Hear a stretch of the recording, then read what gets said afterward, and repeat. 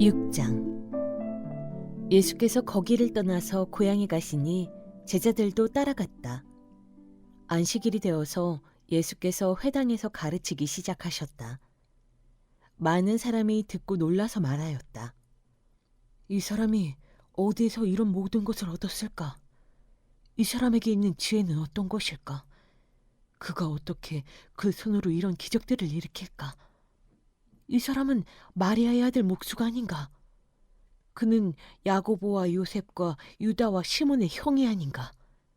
또 그의 누이들은 모두 우리와 같이 여기에 살고 있지 않은가?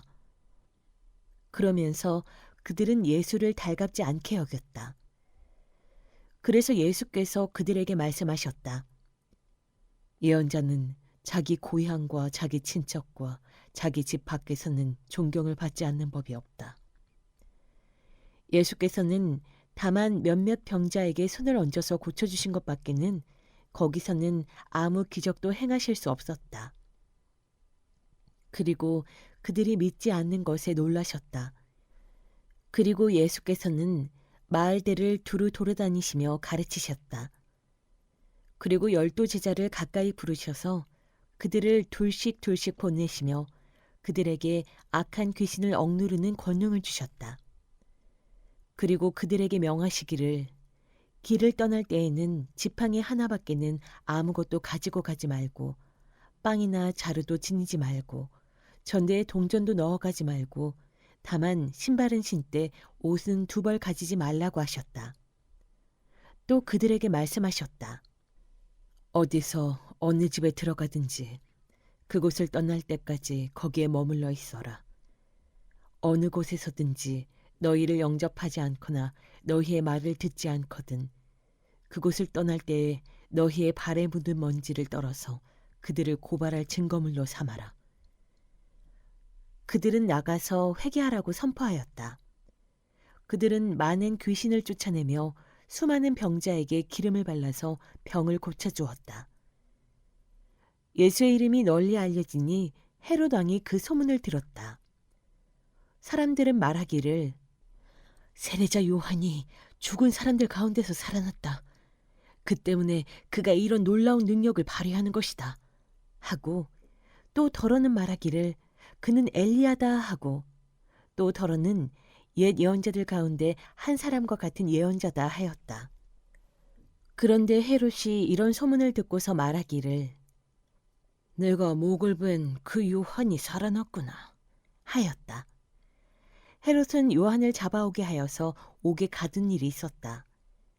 헤롯이 자기와 형제간인 빌립의 아내 헤로디아 때문에 그렇게 했던 것이다.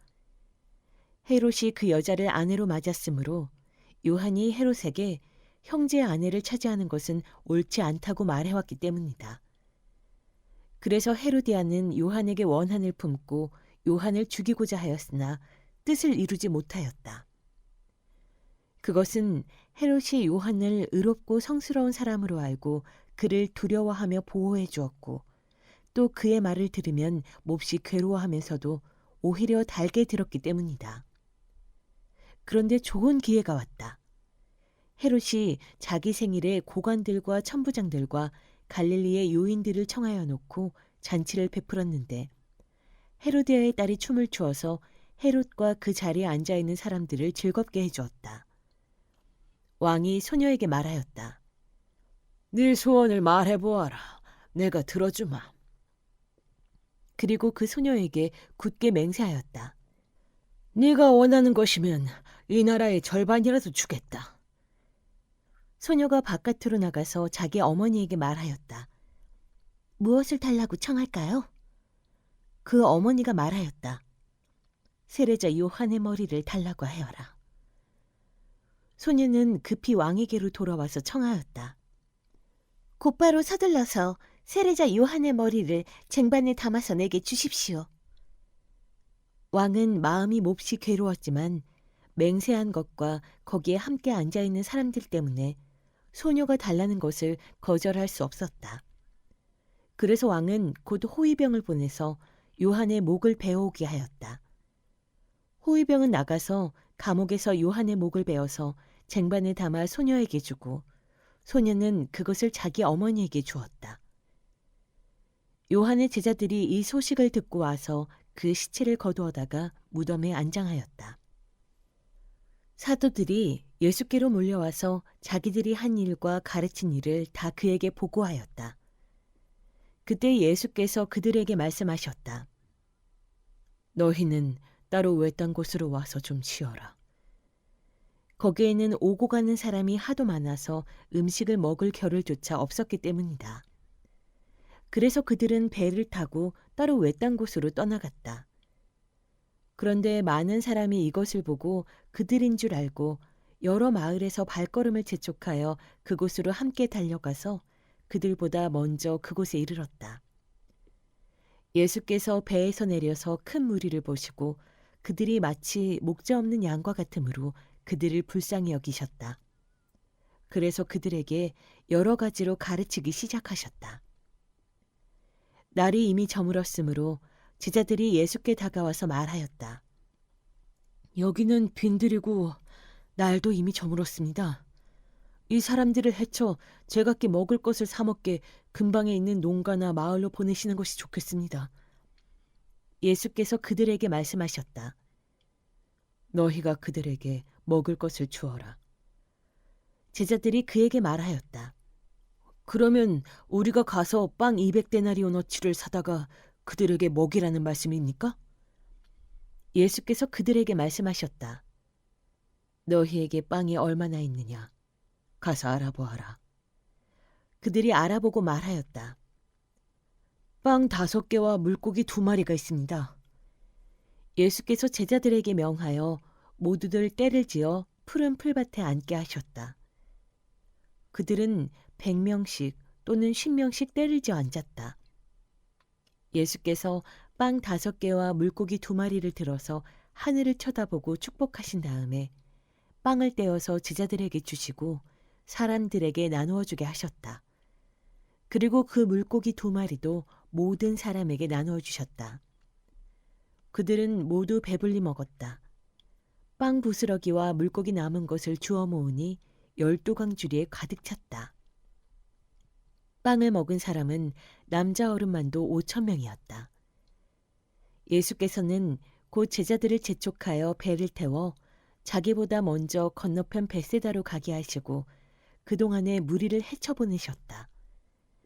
그들과 헤어지신 뒤에 예수께서는 기도하시려고 산에 올라가셨다. 날이 저물었을 때에 제자들이 탄 배는 바다 한가운데에 있었고 예수께서는 홀로 무태 계셨다. 그런데 예수께서는 그들이 노를 젓느라고 몹시 애쓰는 것을 보셨다. 바람이 거슬러서 불어왔기 때문이다. 이른 새벽에 예수께서 바다 위를 걸어서 그들에게로 가시다가 그들을 지나쳐 가려고 하셨다. 제자들은 예수께서 바다 위로 걸어오시는 것을 보고 유령으로 생각하고 소리쳤다. 그를 보고 모두 놀랐기 때문이다. 그러나 예수께서 곧 그들에게 말씀하셨다. 안심하여라. 나다. 두려워하지 말아라. 그리고 예수께서 그들이 탄 배에 오르시니 바람이 그쳤다. 그래서 제자들은 몹시 놀랐다. 그들은 빵을 먹이신 기적을 깨닫지 못하고 마음이 무뎌져 있었다. 그들은 바다를 건너가서 게네사렛 땅에 이르러 닻을 내렸다. 그들이 배에서 내리니 사람들이 곧 예수를 알아보고 그 온 지방을 뛰어다니면서 예수가 어디에 계시든지 병자들을 침상에 눕혀서 그곳으로 데리고 오기 시작하였다. 예수께서 마을이든 도시이든 농촌이든 어디에 들어가시든지 사람들이 병자들을 장터거리에 데려다 놓고 예수께 그 옷술만이라도 손을 대게 해달라고 간청하였다. 그리고 손을 댄 사람은 모두 병이 나았다.